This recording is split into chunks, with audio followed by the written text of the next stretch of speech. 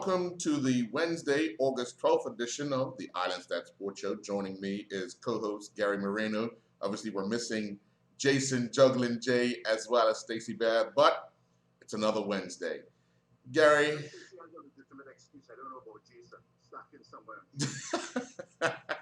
He's a busy man. He's a busy man. Well, as you know, cricket, the style of cricket that you don't like, was once again played over the weekend.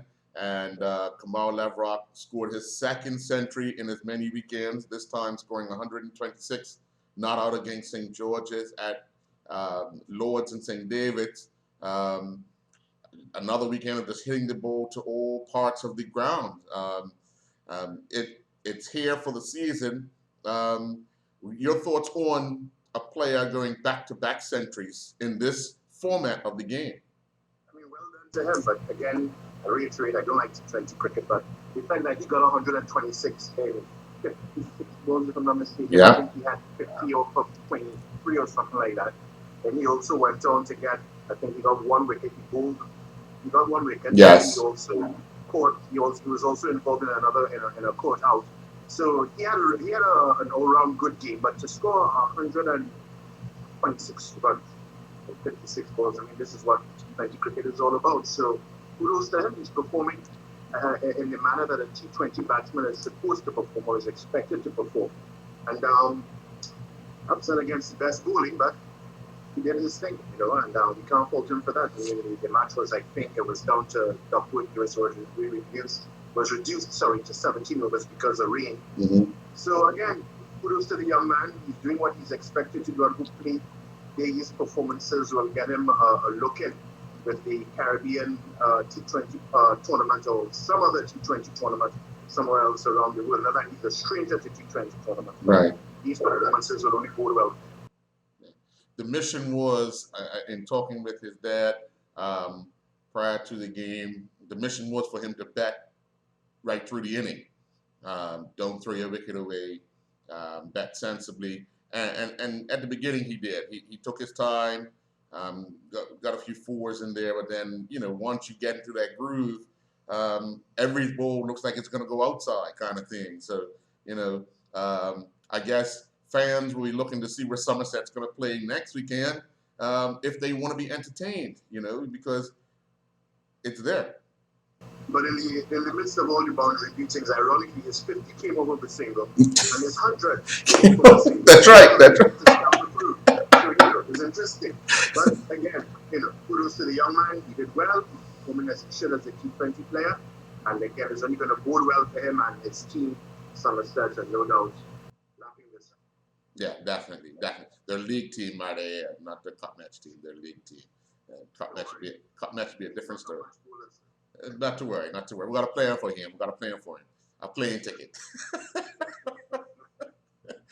Well, on Monday night down at Fairmont Southampton's tennis courts, the Craig Beam Memorial continued, and it was a big buzz as Daniel Phillips, who has been playing in the Rafa Nadal Academy, playing out of there over in Spain, took on the current men's number one, Tariq Simons.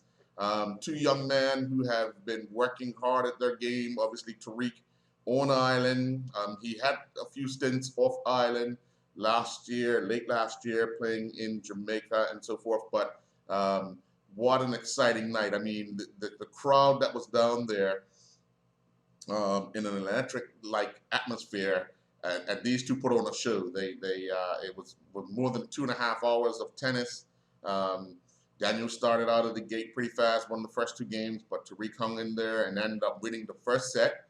And then they had a marathon second set, which Tariq won in straight sets. So, I mean, to see these two youngsters doing something that they love, doing something that a lot of people wanted to see for quite some time, once they both started pushing through the ranks, I think a lot of people were hoping for a matchup, and we finally got it.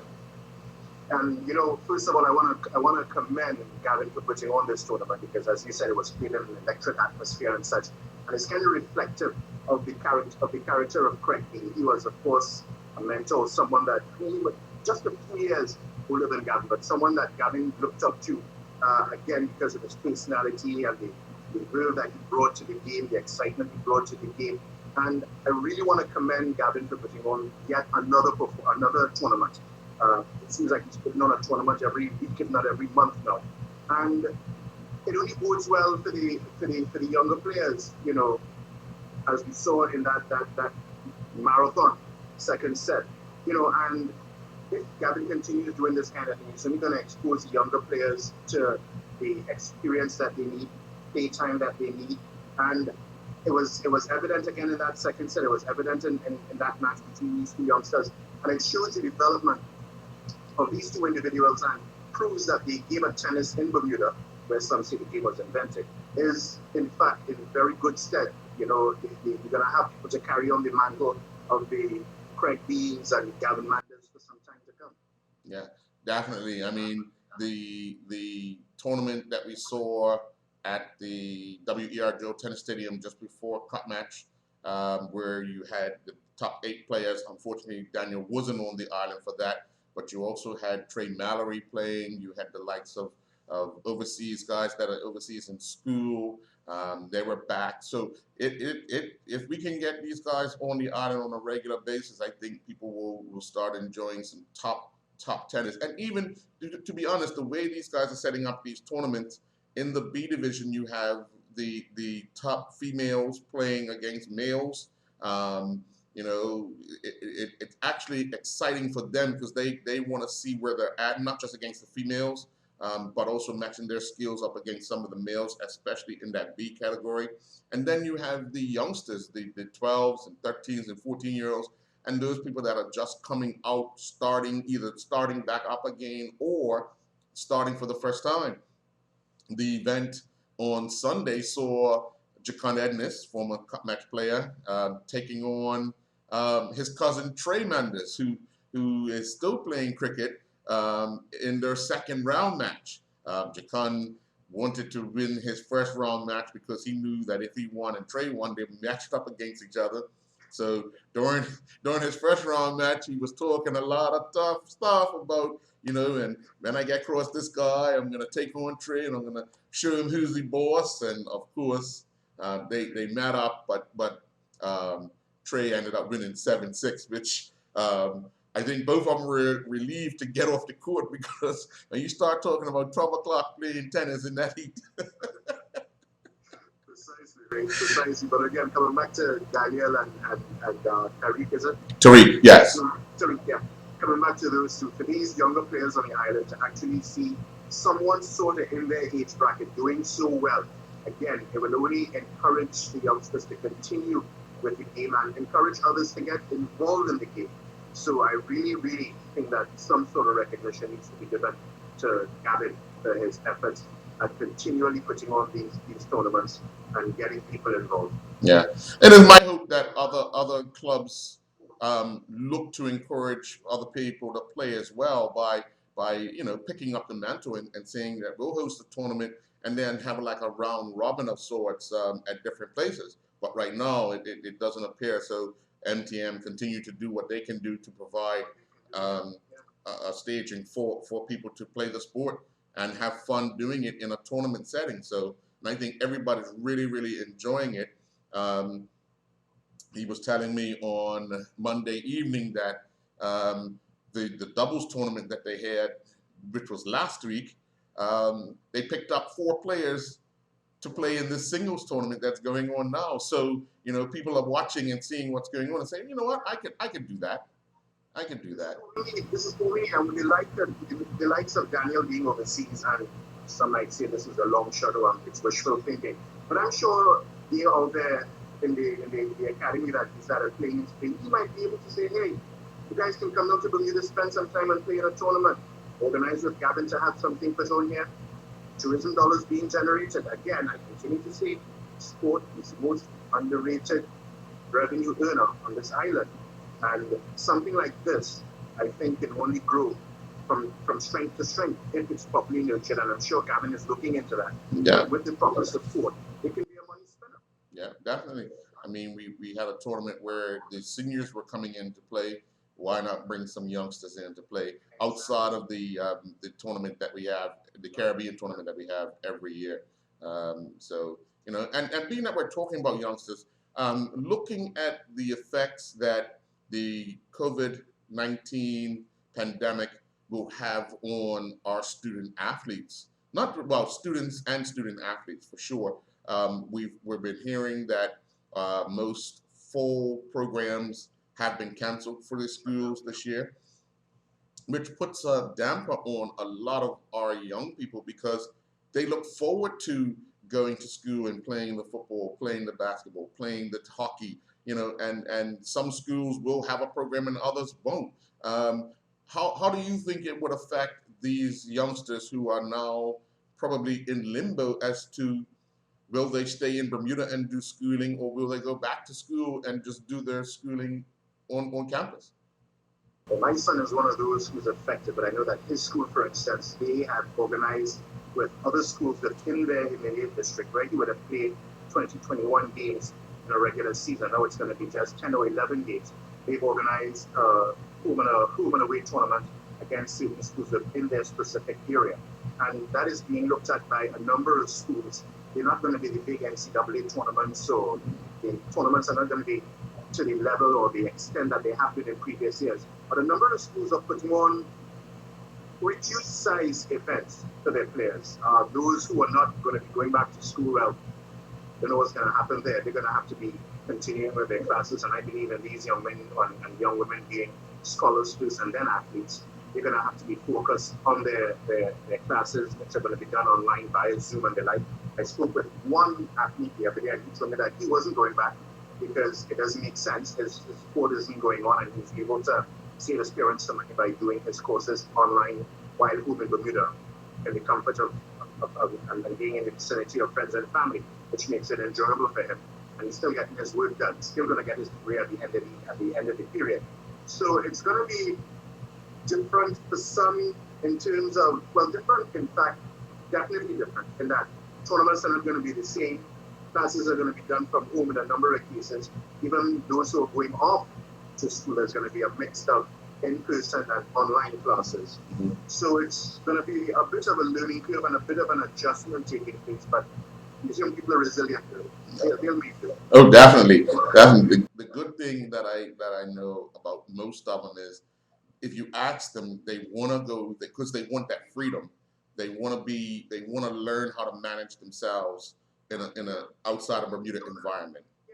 And but the reality is some of them will decide, it's easier for me to stay here if my school doesn't do what your son's school is doing, arranging some games, or if we're out in the middle of nowhere by ourselves and there's nobody close to us that we can arrange those games with, then you have to decide what you're going to do. And also in communication with the coach and the school as well. Will my years get deferred? Will my year, will I lose anything in scholarship wise and all that? All that discussion has had to have been taken in order to make that decision on what you're going to do next. But this pandemic is here. It's something we have to deal with. Yeah, and there's a nonsensical side of it too, in my opinion, and I get somewhat what the police ain't gonna be that new. We had the Bascom, FC Bascom, attempting to have their USL trials last week, Friday, and they were told that were they to do that, it would be in contravention of the limit of 50 people at an event. Now, imagine this was supposed to take place at BAE, and the rule is that there can be only 50 people on the entire compound. So this encompasses the car park, the pitch, yes, and the bar. I mean, actually ridiculous. 50 people on the pitch is not the same as 50 people up inside the club jammed together.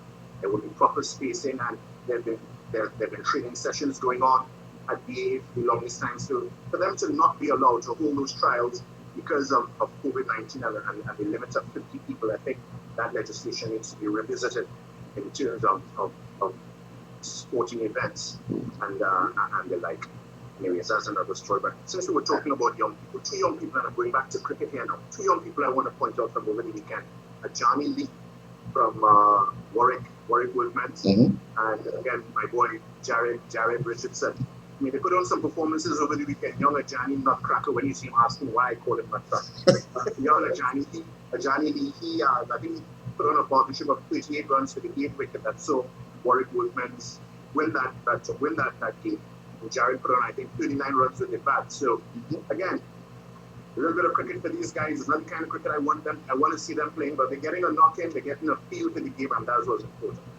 Just promoting the youth. Not a problem. Not a problem at all. Because I know you know these little fellas, and you constantly tease them, and they're out to prove you wrong all the time. Well, we're going to take a commercial break, and when we come back, we'll be speaking with Cranston Williams, the chairman of the Bermuda Referees Association.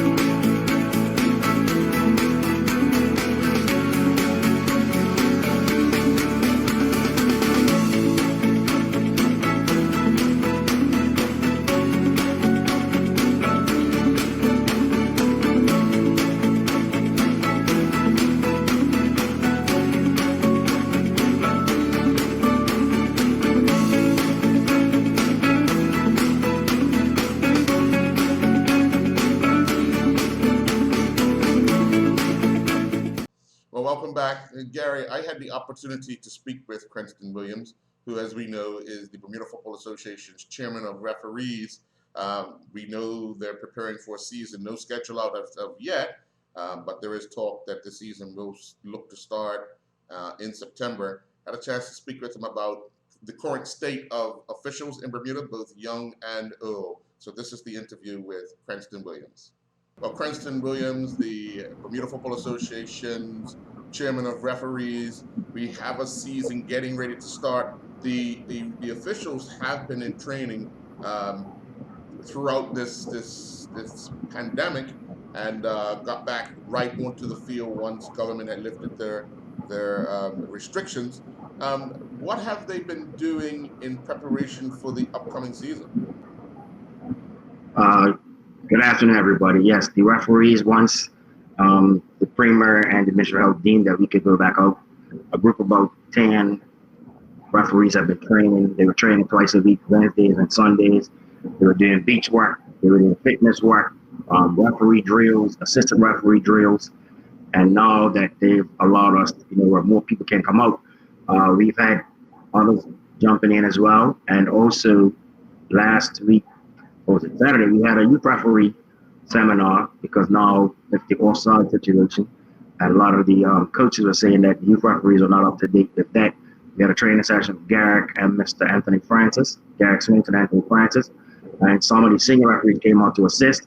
And the referees have also been doing online Zoom courses with FIFA instructors, Esty Bahamas, Victor Stewart, Mark Kane, Javier Santos, as well as Alan Brown Morgan. So they did laws of the game changes. They've done handball and position, and right now actually doing a course on offside and fitness.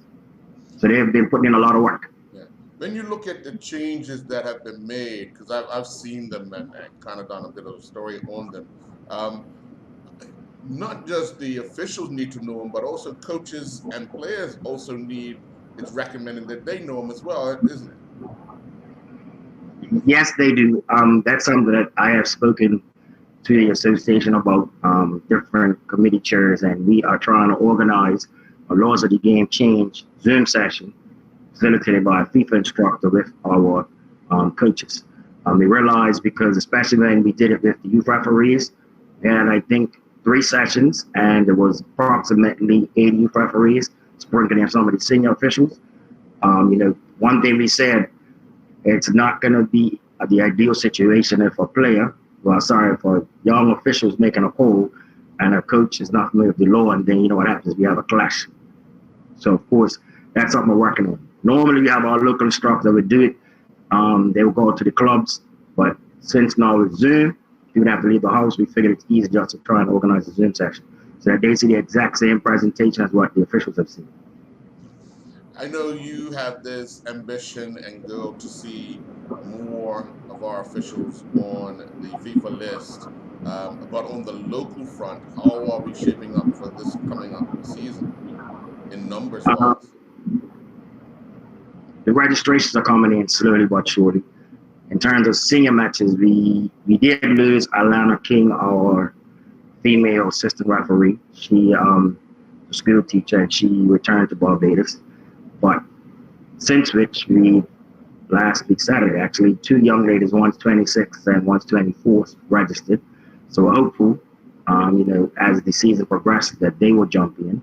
They seem to have a good knowledge of the game because, as I said, right now they're doing an offside presentation with FIFA instructor Essie Bahamas, and one of them was asked a question, but they started whether or not it was offside or not, and she answered it, knowing exactly the correct terminology, everything. So I sat up and I was like, okay, wow. So there it is. We still do need officials, referees, that is, because most people want to come and stand on the line. Some of our ARs have expressed an interest to now possibly officiating first division matches. So we're working on that because that's one thing that CONCACAF people say when they see our numbers, that we have a ton of ARs, but not many referees. So that's something we're working on. Hopefully, with my instructors, get some other people to start refereeing. I know you get a lot of support from the association when it comes to the officials because we obviously need a lot of officials to run these leagues that are here. But are you encouraged by the turnout from the youth referees from the course on Saturday? Oh yeah, I was blown away actually, because when I put in the plan and I said officials, if we officiate under 7, under 9, under 11, please come on Saturday. I think 3 messaged me and said they wouldn't be able to, but on Saturday we had 36 youngsters. And they participated in the drills. There was no arguing, no complaining. They just went along and they were there for like an hour and a half. And the ones that were not there have since which message. Now I have even more parents asking how can their child get involved. So for me, yeah, it was a good thing. Definitely was a very nice feeling. When you look at it, you're always encouraged by the numbers of young people that are learning the game more and more, looking at where we can go with the sport itself, throwing that FIFA or dangling that carrot. Do you think Mm-hmm. that's also, as well as being paid, but also one of the things that you've seen in the senior ranks that you see people coming on board looking to move up further? Yes, we have a good group of youngsters right now. We have Mateo Donowa, Stafford Madbury, Clinton Haywood, Amari Majors, and right behind them we have Kay Reed, Richards, Emily Cabral, Koa Goodchild, Tia Bartle. Um, when I look at them, and you see other officials in other places, they definitely have what it takes. I think the biggest thing for us in Bermuda is just that we're not a professional league. So the main thing would be to get them more exposure. The plan was to send a couple of our officials to the Dallas Cup. I did it last year, but of course COVID kind of nixed that idea. But I'm still hoping that maybe in, say, October, November, or probably even December, we can send some people overseas to get that experience and that exposure. Because the biggest thing they say of our officials is that not that they're not capable, but it's when they have to transition. Like if it's a throw-in, because at tournaments you have ball boys who throw the ball in quicker. So our officials here, we don't have that. And it's also the pace. But the girls that I mentioned, because they have been playing international football, they understand what's required. I must say when Omari and Stephen went to the Dallas Cup last year, and they returned to Bermuda, it was like, wow, this is what we have to do. So the whole mindset changed. Clinton, when he went on the 15s last year, he returned, you could see there was like a pep in his step to say, hey, I know what's required. I have to do this. So, yeah, going overseas and that whole FIFA aspect, it definitely does assist. Because we also have Miss Natasha Trott. Natasha's 25, and she's made it clear from day one, I am going to be your first female FIFA referee. So for me, it's like, hey, I'm going to do whatever it takes to support you to get there. You've built a relationship with some of the, especially Caribbean group of referees, instructors, and all. Has that helped you in ensuring that the local referees and assistant referees get the best technical help needed in order to improve the game here in Bermuda? I would say yes. I mean, I guess because I am a school teacher, and in teaching you have to plan way in advance.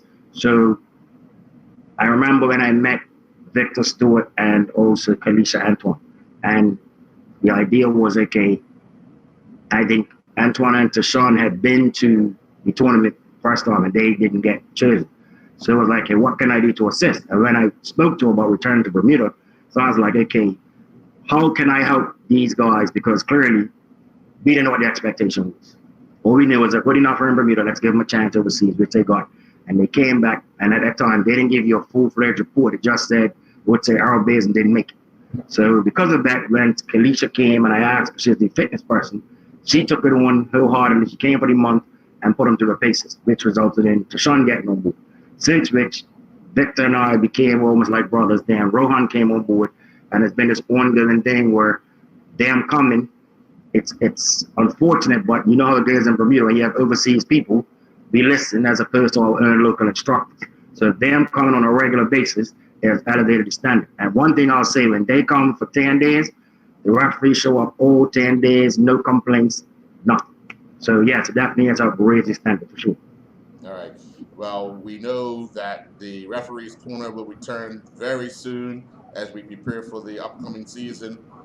Once the schedule is put out, we'll be rolling with that. So we look forward to seeing you making appearances with possibly the president or the chairman of football or leagues and competitions to discuss how we're going to get this through this season, especially in the senior ranks, because I know the youth is an abundance of officials. Yep, and that, as per usual, you know how it is. When you ask somebody the youth games, it's fine. The minute you mention senior, oh no, I'm not doing that. So that's the hurdle we have to overcome. Yeah. All right. Well, I want to thank you for your time, Mr. Williams. I do appreciate it, and we'll be talking to you soon. Thanks a lot. Thanks a lot, Mr. Baines, and have a good night. Well, Gary, no secret, we always struggle with officials in many sports. It's just highlighted in the sports of football and cricket only because that's the two national sports that a lot of people go to. But in reality, there's always challenges for officials in most of the sports in Bermuda. Indeed. But I'll tell you something. I was up at in the venue where that event was taking place, where that training session was taking place. And there were a lot of young people coming out to be qualified, to become qualified referees under the Bermuda Football Association, the Bermuda Referees Association, Football Referees Association, sorry, and quite a few women as well. Mm-hmm. So I think that the future looks good, and they've been getting some top-class training from the referees here. Of course, Cranston and his team, along with C. Anthony and that group. They've been doing a really good job with these young referees. In fact, we have the young police officer. His name escapes me now. Garrett Swenson. No, not Swenson. The other one. Tashawn Simons. Tashawn Simons. There you go. He is now people recognized. So we have a good crop of officials coming up, at least as far as football goes. Cricket, I know they still need a helping hand in terms of getting more umpires and so on to come out and be part of that makeup. But the Football Referees Association is doing a really, really good job, and with the support of the BFA, I think the future looks good in terms of having a regular supply or good supply of quality officials, game officials coming down the pipe. And again, to see the number of young people who are involved, young Donowa, for instance, young Charles, these guys are coming forward and they're putting their hands up and they're saying, look, I'm interested, I'm involved. So a situation where there's a shortage of referees, and then, like you mentioned, Gary Swanson, I even saw Lionel Titan attending the event. He's the president. I'm not sure if Hugh Evans is going to be coming around. He has one knee out. If you see him, he's calling Hopalong Cassidy. So the veterans are coming back out as well and lending their experience and their knowledge. And it's going to be okay, I think. What I'm going to appeal for, though, is that the supporters, the fans, not put on any displays of bad behavior, because that is what drives a lot of the referees away from the game.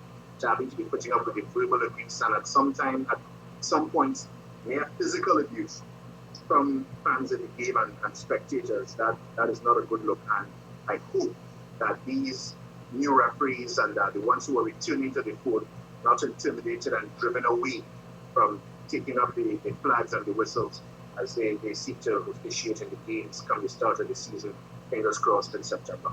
All right. Well, we'll be back with more Islandstats Sports Show after this message from our sponsor.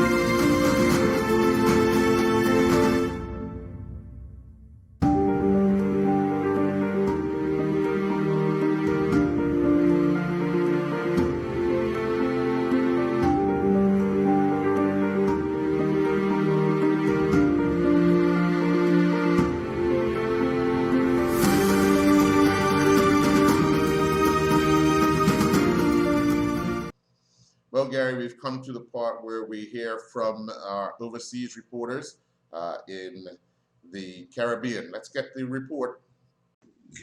Hello, Earl Basden from Islandstats Sports in Bermuda. This is Vernon A. Springer from Vast Sports Media in St. John's, Antigua and Barbuda.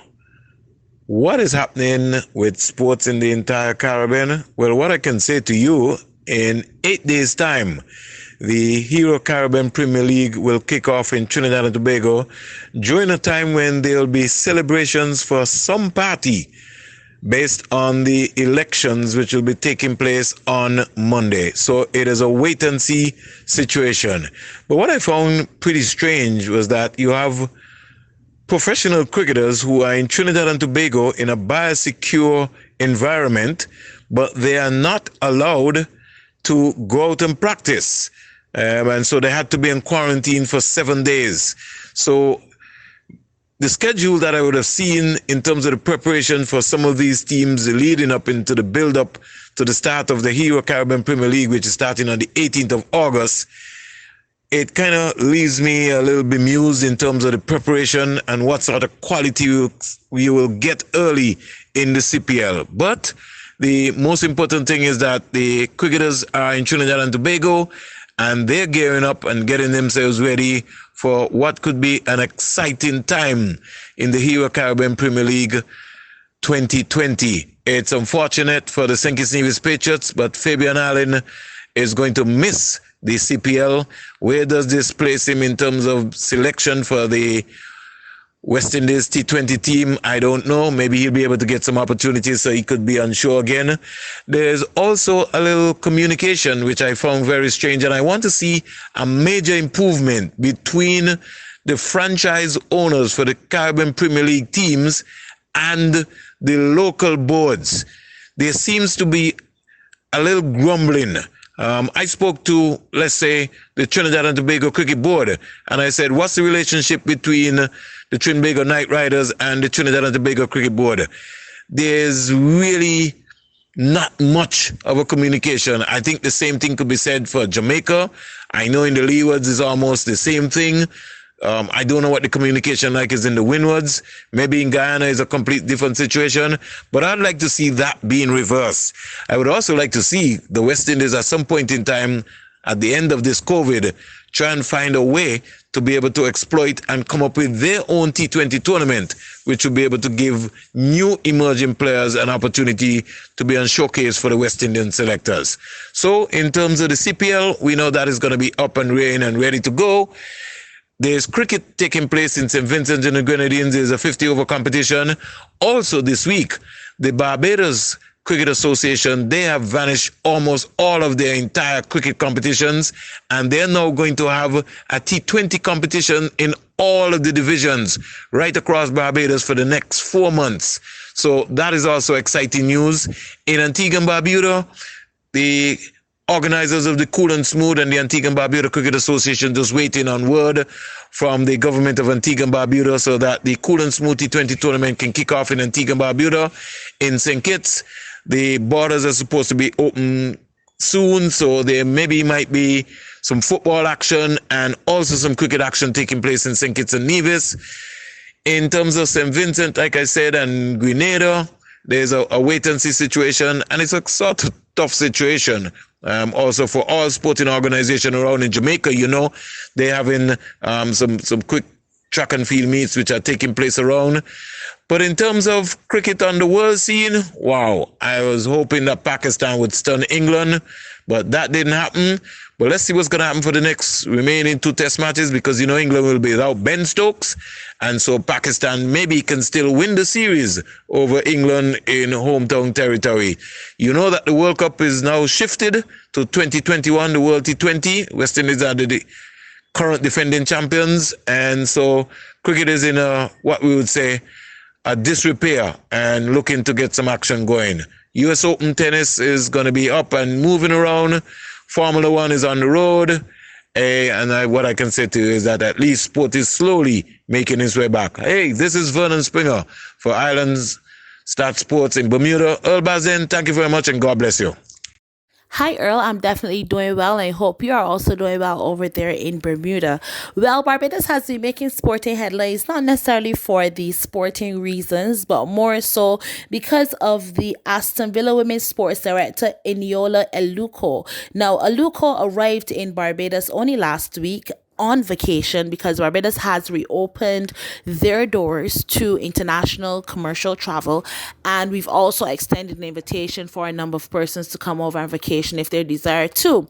So Aluko, who's the former forward for the Chelsea, Birmingham City and Juventus female team, she retired only back in January, decided to make the trip to Barbados to take a short vacation. On arrival, she had to undergo COVID-19 test and was placed in a quarantine hotel in awaiting those results. Well, she decided the results were taking a little too long and she wanted to go over to the designated hotel that she had booked for her vacation. With that, she booked herself out of the quarantine hotel, took public transportation, and was spotted by a local speaking about how she couldn't wait for her COVID test, etc. Basically breaking COVID-19 protocols. Well, this was reported and she was subsequently charged and appeared in court. Now, she went to court and those charges were dropped, and she was not penalized either by paying a fine or having to be in prison for any specific time. Instead, they gave her a slap on the wrist, reprimanded her for her actions, told her she needs to follow the COVID-19 protocols for the safety of herself and others, and she went on her way on her vacation. But then she took to Twitter, and when she went to Twitter, she decided, to say that, she knew of the protocols, but she couldn't wait for the test, and she apologizes, etc. She actually brought down in court and offered to pay the fine, but the judge said, you know what, because you knew what you had done was wrong and you are actually showing that you have some remorse, I'm not going to allow you to pay the fine. So she did not get any penalty whatsoever. But then she also took to Twitter after that and said, this is my second time in Barbados and I'll never return. So, persons are up in arms over it, but nevertheless, now we have been making sport headlines on the BBC and CNN, etc. So that's how sports have been going. Another of the sports persons vacationing here in Barbados is Wayne Rooney, the former English and Manchester United player, footballer that is. He and his family are in Barbados and they have been enjoying the beaches to the max. So a number of the international sports persons are making their way down this side of the world to just get away from, the COVID-19 issues they face in the larger countries. Now, in terms of wins for us this past week, Zayn Maloney, who is one of our motorsports drivers, Zayn is actually the reigning British Formula 4 champion, and he's also Barbados's Sports Personality of the Year for 2019. So he's also the reigning Barbados Sports Personality of the Year.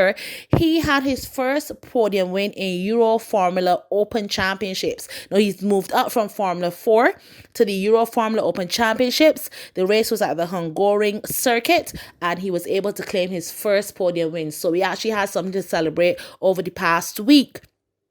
And also, too, there's been a change of guard at the University of the West Indies Sports Academy at the Cayfield campus here in Barbados, where Amanda Reefer, who is the wife of the former West Indies head coach Floyd Reefer, she is no longer the new head of the UWA Sports Academy. She has now relinquished that and stepped down and given it to Dr. Rudolph Allen. So Dr. Rudolph Allen has now taken over as the director of the UWA Sports Academy. And then the only sad thing I have to report from Barbados is that there will be no awards ceremony from the Barbados Olympic Association this year. It's usually scheduled for December, but they have announced that they have canceled the sports awards. So to the Barbados Invitational, that should be the Barbados Independence Invitational Games that are usually set for November. These games incorporate all disciplines across the island. All the sporting federations get involved in the Independence Games. Some of them usually take to the beach as well. A lot of the competitions are held on the beach. So you have beach football, beach volleyball, beach netball, beach wrestling. So they tend to take it, the lighter side of it, but those games have also been cancelled.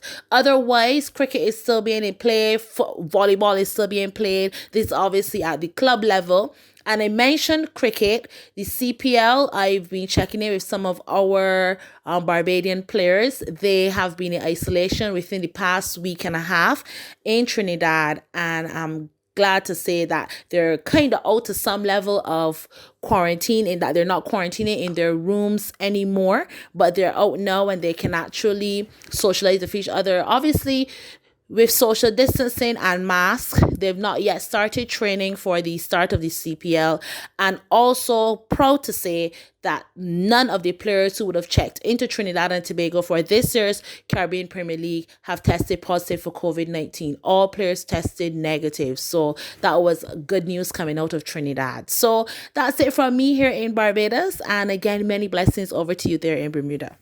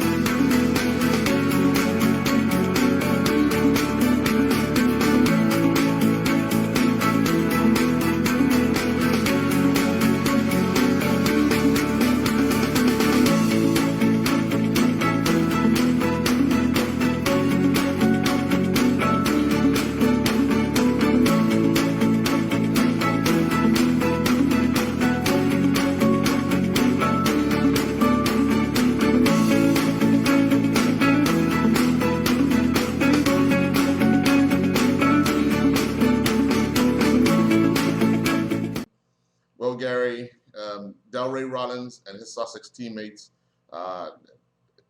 did not want the performance that they got this past weekend. Record-breaking performance against Kent, two batsmen scoring double centuries. But under the new rule, they're lucky because only a team can only bat 120 overs. So they were 590 odd for one, and looking good to bat another day before the fourth day. But the week before, Rollins and his teammates returned to action in Sussex for county cricket. I got a chance to speak with Delray following that game just to see how he and his teammates are making out in the new conditions required to play county cricket. Delray Rollins, is it good to be back in action, having played 3 days out of the 4 days of cricket in Sussex? Yeah, I mean, definitely. It's been exciting through a very weird period of time around the world. But no, it's been nice to be back, be around the boys. The sun's been shining here in Hove, so it's been nice to get outside and play some cricket again. Yeah. You left Bermuda. You guys had about 3 weeks, less than 3 weeks to get ready. You played a practice match. The runs aren't there yet, but what do you think you need to do to ensure you spend more time at the crease? Yeah, I mean, obviously it's not been an ideal start with a duck and I think 13 or 14 in the first game, but I mean, that's how cricket can go. I could have had a whole preseason to prepare and it probably could have still started like that. But yeah, I mean, the preparation probably hasn't been ideal what we wanted. But everyone's just cracking on and just making sure that we use our time wisely, really. The little periods of time that we have in between games now. We're back playing again on Saturday, so back to training tomorrow, Friday. So hopefully, we get enough in, which I think we will. We've got enough time, enough coaches around, and the players are helping each other out. So yeah, I mean, it's just about using our time wisely and just making sure that we get what we need. Yeah. Is this an opportunity for the players who are on the fringe or maybe out of contract next year, because you have so many teammates either with England or in South Africa?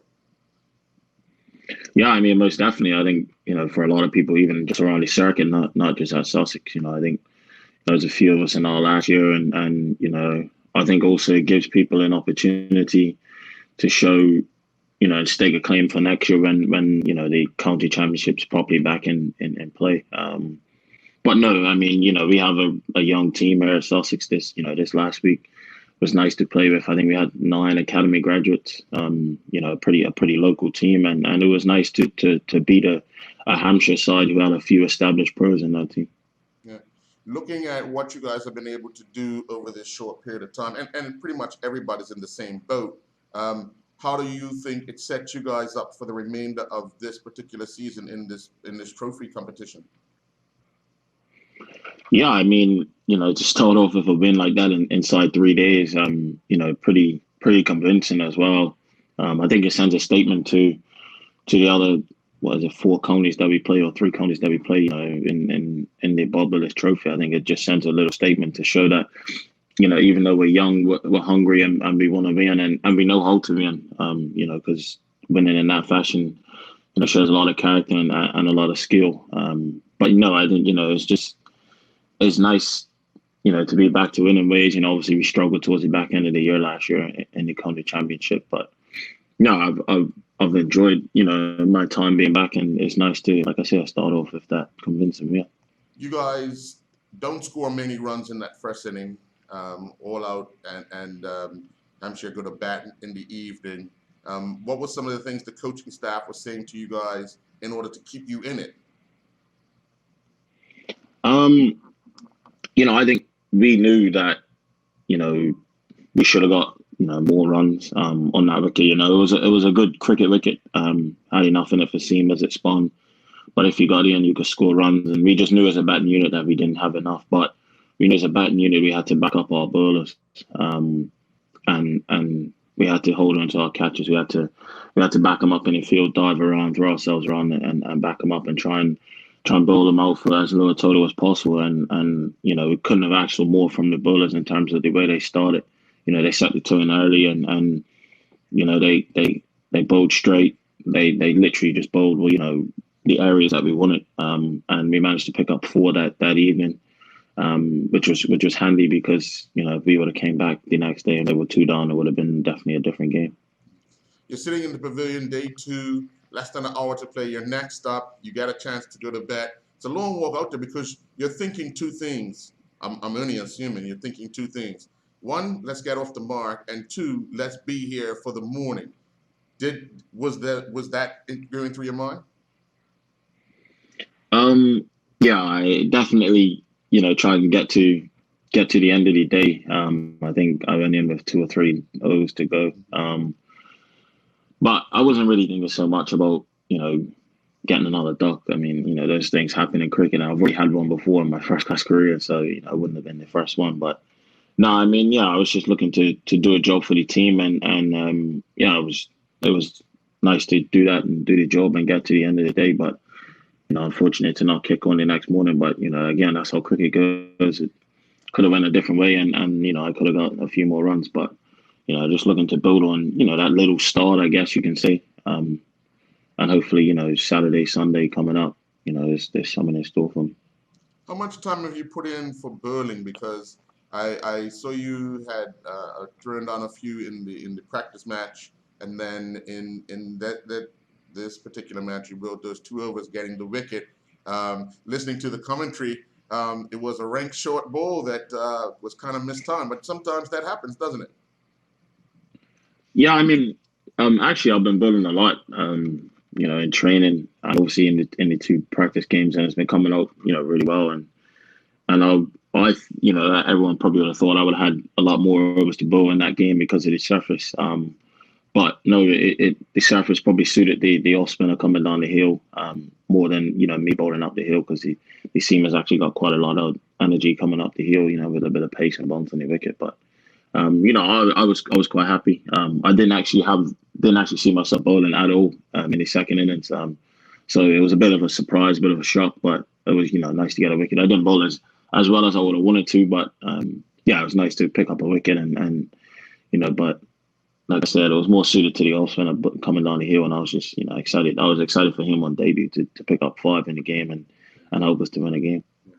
With so many teammates over in the English team, how are they getting on? Because they actually start a test match, I believe today. It's underway. Yeah.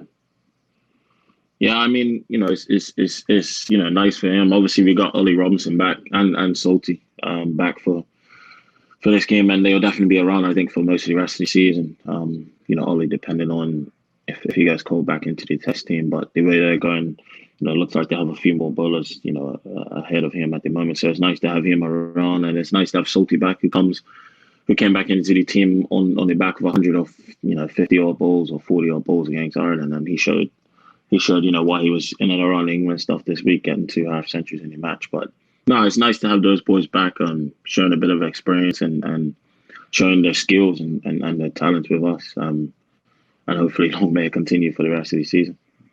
You have a quite of a motivator as a coach in Gillespie. What are some of the things that he's doing differently with the team to keep you guys motivated and keeping you guys grounded now that you've got this good start? I think it's, just leading into definitely that first game, it was just all about confidence for the boys. He just, pumped everyone's tires up, and everyone seemed to be in a really good place for that game. And that's the sort of guy and the sort of character, sort of coach he is. No matter the situation, he just tries to, always see the positives in it and keep driving us on to keep doing more positive things. It could have easily been a downtime in the change room and we got bowled out for 170, but he was up and about, and I think that gave us a big lift going into the field and helped us to bowl the team out for 130 or 140, whatever it was in the end. But yeah, I know it's very positive no matter what, and it's nice to have that around you in the dressing room, and times are hard. You guys did honor the Black Lives Matter movement before the game. For you as a player and one of the only black players in the Sussex team, what does that mean for you around your teammates? Yeah, I mean, it was very powerful. Something that you probably thought you wouldn't have seen on a cricket field. But no, it was very powerful, and it meant a lot to me. To see the way that not just my team, but the Hampshire boys supported it as well, and it just shows that there's a lot of people behind us as black players, and it's important that these messages are brought across and are shown to the public, very strongly. And no, it meant a lot. And like us winning, hopefully long may that support continue. Well, I know you got other things to do, but I want to thank you for your time and good luck this weekend. We'll be keeping in touch with how things are progressing with you in Sussex. No worries. Thanks for having me. As we see, Gary, in all the sports that are now being played, especially in the professional world, a lot of different restrictions are now being put on these players, officials, and the like. I know a report came out just earlier today that one of the guys that scored 200 against Delray this past weekend has been suspended, only because he was seen in a photo celebrating his runs with young fans outside the stadium. But because of the protocols that are in place, he was not practicing the social distance requirements put on by the league. So now he's although he has not tested positive, he's been suspended for the upcoming weekend. So they're very strict. To me, as a spectator and a fan of the game, I would think that's ridiculous. But you also got to look at the other side of it. There are restrictions in place. You know what the restrictions are. You have to abide by them. This pandemic is not playing around, for want of a better term. It has to be taken seriously. We've seen where baseball in the States is a threat to shut down the entire season. The NBA seems to have got it right by setting up the bubble. And we have the MLS back in action. They seem to have got it right as well. So you have to look at it from both sides. Yeah, we as the fans would love to interact with our heroes, our sporting heroes, but there are restrictions in place that have to be abided by, and the players are well aware of them. We as the fans are well aware of them. We may not like it, but it is what it is at the moment. And if we don't want to see a prolonging of fans being denied access to stadia, of fans being able to attend the game, then let's abide by the rules now. Get this thing, come up with solutions or measures that can be implemented to allow safe viewing of these games inside stadia and at pitches, and go along from there. But let's not put things at risk, put people at risk by allowing our emotions to get the better of us, the euphoria of that kind of performance to get the better of us. Yeah, well, we've seen over in Scotland where two teams' games have been postponed. One because after one of the players who had come in from Spain didn't meet the required time of staying isolated, went and played without telling the coach or anyone that he hasn't self-isolated. And obviously now you have people within the organization that have tested positive, and every finger's being pointed at this one guy, rightly so, because he kind of failed the whole system by doing what he wanted to do. Again, we know the rules, abide by them. Simple as that. Yeah. Well, no better words have ever been spoken of just knowing rules and abide by them. And that's the way we'll end this Wednesday, August 12th edition of the Islandstats Sports Show. Enjoy your night. How Tottenham get who they wanted? Didn't you just say good night? Okay, good night, Mr. Moreno. Just say good night. Let's end it there, please. Because you want to just raise my eye all over again. My chairman is a tight whack, and he is to blame for 85% of our problems. So he decides to spend money on players that you don't have to Google the names to find out who they are. We remain in the position that we are. Sorry to say. Is he the highest paid executive? I'm not sure. I'm not quite sure. Now, give Jack his jacket and Jim's gym boots, as they say in the Caribbean. He's done well for the company from a financial, for the club from a financial perspective. We haven't operated at a loss for a long time, apart from this COVID situation where our finances took a hit and we had to go seeking a loan. But other than that, it's like I say, he's a bean counter and he's doing what a bean counter does, but I don't think he's a genuine fan of the game. And he's also part owner of the club now. He owns 1%. He has a 1% interest, so he has some interest in the club. Stand to be corrected on that amount, but he's not a genuine fan of the game, in my opinion. And we don't have the type of players coming through our academies like we did in the past. That's something that I'm a big supporter of.